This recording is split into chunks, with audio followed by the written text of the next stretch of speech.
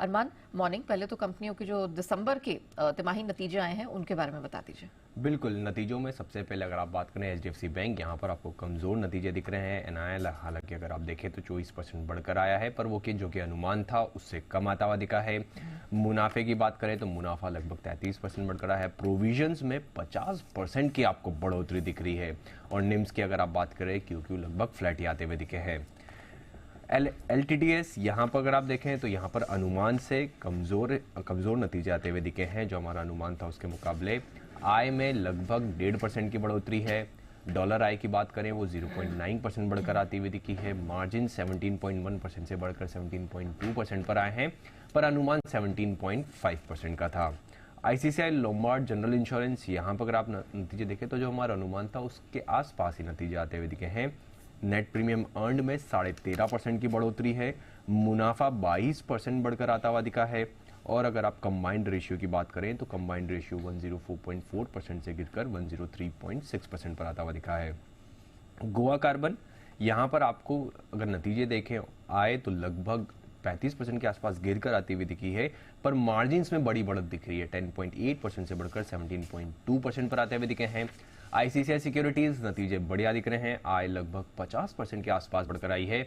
Margins में improvement है, 62% से बढ़कर 69% पर आते हुए दिखे हैं। और अंत में क्रेडो ब्रांड्स, यहाँ पर आय 16% बढ़कर आई है। मार्जिन्स 35.6% से गिरकर 34.4% पर आते हुए दिखे। ओके, ये तो जो नंबर्स आए हैं उनका विश्लेषण अरमान ने आपके सामने रख दिया।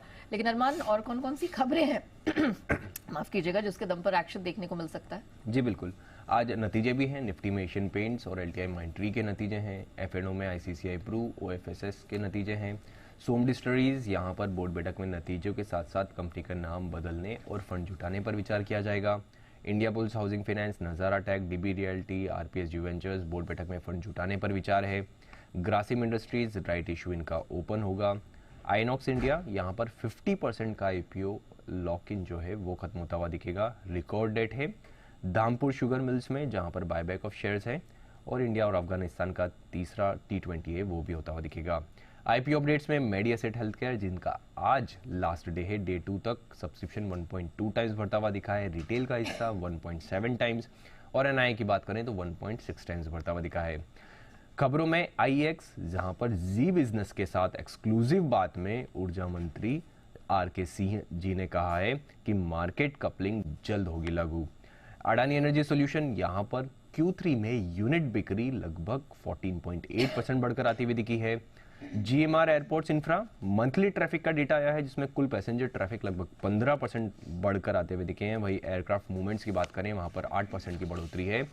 PNC इंफ्रा, इनको MP रोड डेवलपमेंट कॉर्पोरेशन से लगभग 1175 करोड़ के आसपास का ऑर्डर मिला है।